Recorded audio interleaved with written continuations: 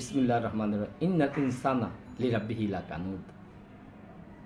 আল্লাহ বলেন মানুষ তার প্রভুর প্রতি বড়ই অকৃতজ্ঞ, তার প্রভুর প্রতি বড় অকৃতজ্ঞ।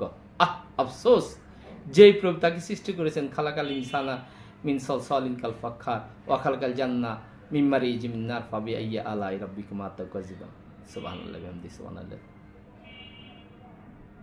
আল্লাহ বলেন ফি আইয়ি সূরাতিন মা শাআ রাক্কাবাক। আল্লাহ বলেন আমি মানুষদেরকে সৃষ্টি করেছি আমার মন মতো আকৃতি সুরত দিয়ে, কত যত্ন করে আমি সৃষ্টি করেছি। খালাকাল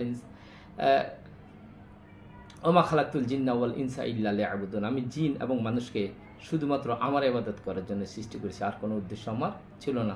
অথচ আমরা আল্লাহ পাক রব্বুল আলামিনের সাথে কত নাফরমানি করতেছি, কথায় কথায় আল্লাহ পাক রব্বুল আলামিনের সাথে শিরক করতেছি। আমরা কি করতেছি? নাফরমানি করতেছি, আল্লাহকে